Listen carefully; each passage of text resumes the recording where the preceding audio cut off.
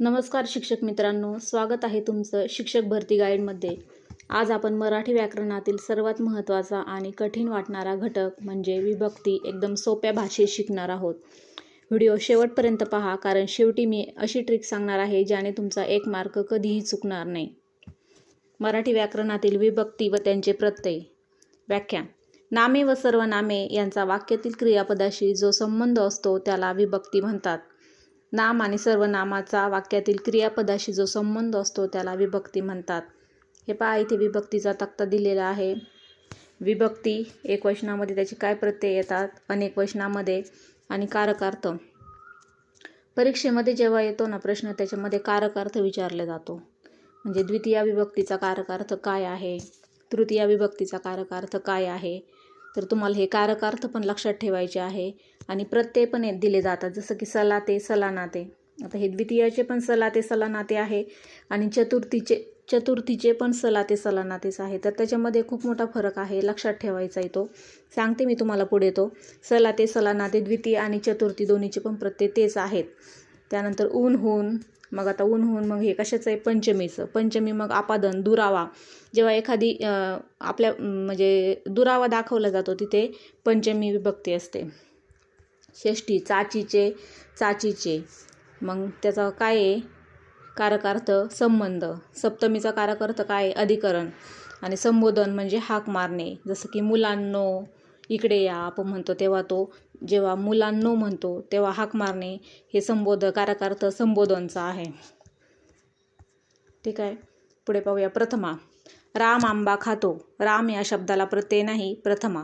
म्हणजे आता समजा राम आहे, राम हा काय कर्ता आहे। राम आंबा खातो, राम शब्दाला प्रत्ययच नाही आहे, कुठंच काही प्रत्यय नाही, आंबाला प्रत्यय नाही, खातोला प्रत्यय नाही, मग ते काय आहे, प्रथमा।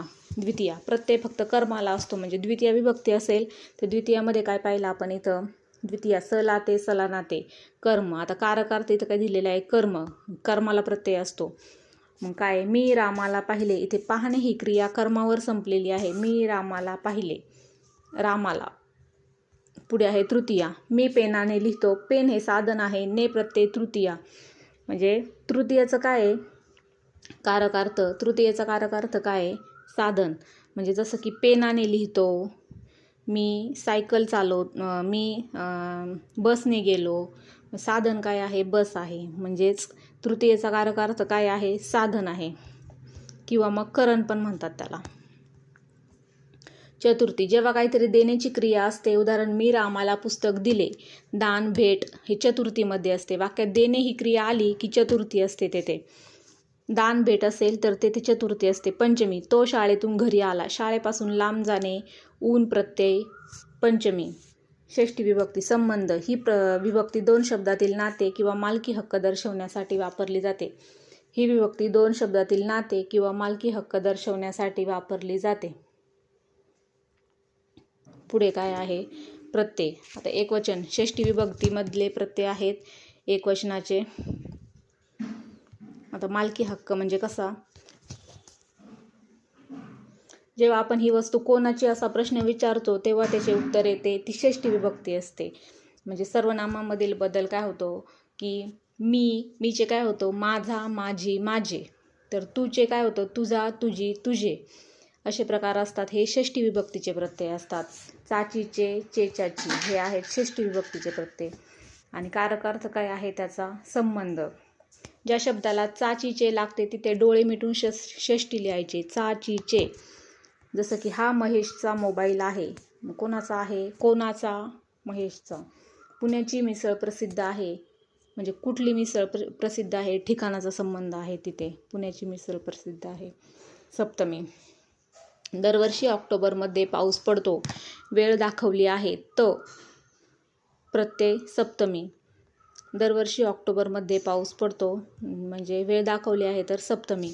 सप्तमीचे प्रत्यय काय आहेत, सप्तमीचे प्रत्यय आहेत तय्या, तय्या, अधिकरण, स्थळ आणि वेळ।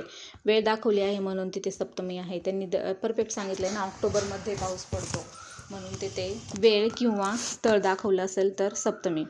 आता मागील वर्षाचे प्रश्न पाहूया आपण. PYQ आहेत. हे प्रश्न वेगवेगळ्या परीक्षांमध्ये येऊन गेलेले आहेत, त्यामुळे हे प्रश्न महत्त्वाचे आहेत. संबोधनच राहिलेलं आहे इथं दिलेलं. तर संबोधन म्हणजे आहे आपण एखाद्याला हाक मारतो मुलांना, तर मुलांनो इकडे या, तर नो हे संबोधनला प्रत्ययच नाहीत, फक्त नो आहे संबोधनचे प्रत्यय. प्रथम आलं तर प्रत्ययच नाही इथं, आणि संबोधनला आहे नो. संबोधन म्हणजे कोणाला तरी हाक मारण्यासाठी किंवा संबोधनासाठी ही विभक्ती वापरतात. एकवचनामध्ये प्रत्ययच नाही आणि अनेक वचनामध्ये नो हा प्रत्यय आहे, आणि त्याचा कारक आहे कारकार्थ संबोधन. उदाहरणार्थ मुला इकडे एकवचन, यामध्ये प्रत्ययच नाही आहे, आणि मुलांनो शांत बसा अनेक वचनामध्ये नो हा प्रत्यय आलेला आहे. मित्रा तू कधी आलास, तर एकवचनामध्ये त्याला प्रत्ययच येत नाही, अनेक वचनामध्ये नो प्रत्यय येतो. तृतीयेचं काय आहे? साधन. पंचमीचं दुरावा म्हणजे लांब जाणं. सप्तमी ठिकाण किंवा वेळ सप्तमीमध्ये येतं. तर खाली आपण आहेत, समजा आता खाली प्रश्न काय आहे? मुलांनी या शब्दातील विभक्ती ओळखा. मुलांनी या शब्दातील विभक्ती ओळखा हा प्रश्न महाटीईटी 2013 आणि 2017 मध्ये विचारला गेला होता. तर पर्याय आहे द्वितीया, तृतीया, चतुर्थी, षष्टी. उत्तर आहे तृतीया. मुलांनी मध्ये मूळ शब्द मूल असून नी हा प्रत्यय लागला आहे. तृतीया विभक्तीच्या अनेक वचनाचे प्रत्यय नी, ही, ईशी असे आहेत, म्हणून हे उत्तर तृतीया विभक्तीचे आहे. पुढचा प्रश्न पाहूया. पावसाने झोडपले या वाक्यातील पावसाने या शब्दाचा कारकार्थ सांगा. पावसाने झोडपले या वाक्यातील पावसाने या शब्दाचा कारकार्थ आहे.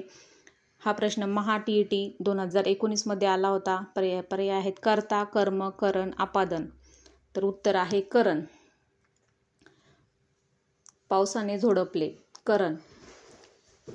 तर इथे पाऊस हे क्रिया करण्याचे साधन आहे, आणि ने प्रत्यय लागल्यामुळे ही तृतीय विभक्ती असून तिचा कारकार्थ करण आहे. ने प्रत्यय लागल्यामुळे ही तृतीय विभक्ती आहे आणि तिचा कारकार्थ करण आहे. भिकाऱ्याला पैसे दिले या वाक्यातील भिकाऱ्याला या शब्दाची विभक्ती ओळखा. भिकाऱ्याला पैसे दिले हा प्रश्न अनेक स्पर्धा परीक्षांमध्ये वारंवार विचारला गेलेला आहे. द्वितीया, चतुर्थी, सप्तमी, प्रथमा. तर उत्तर आहे चतुर्थी. द्वितीया, चतुर्थी उत्तर आहे. मागाशी सांगितल्याप्रमाणे इथे देण्याची क्रिया आहे. दान आणि भेट असेल, जेव्हा दान देण्याचा अर्थ असतो तेव्हा जरी ला असले तरी द्वितीया नसून ते चतुर्थी असते.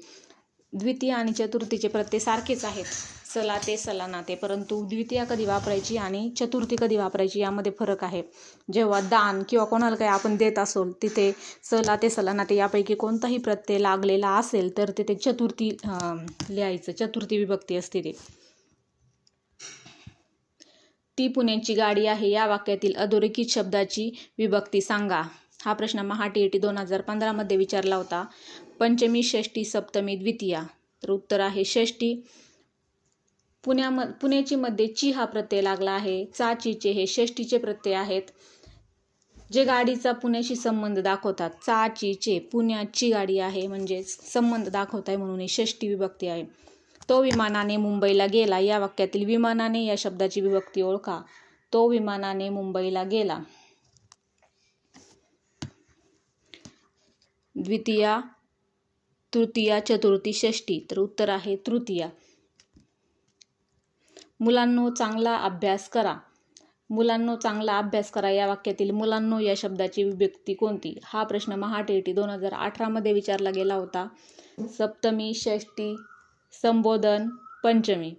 तर उत्तर आहे संबोधन. जेव्हा आपण कोणाला हाक मारतो तेव्हा तिथे संबोधन विभक्ती असते, अनेक वचनात नो प्रत्यय लागतो.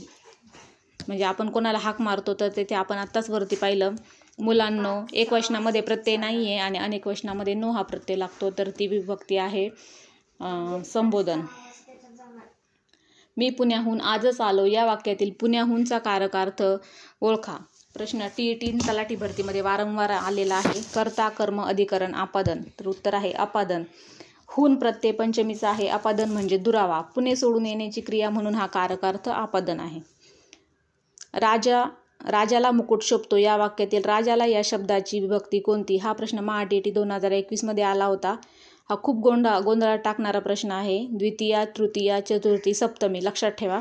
तर उत्तर आहे चतुर्थी. घराबाहेर या शब्दाची विभक्ती कोणती? तुमचे उत्तर खाली कमेंटमध्ये नक्की सांगा. अशाच परिपूर्ण तयारीसाठी आजच चॅनलला सबस्क्राईब करा. माझे चॅनलचे नाव आहे शिक्षक भरती गाईड. लाईक, शेअर, सबस्क्राईब आणि पुढचा व्हिडिओ कोणत्या विषयावर हवा त्यासाठी मराठी व्याकरण की बालमानसशास्त्र ते कमेंट करून सांगा. थँक्यू.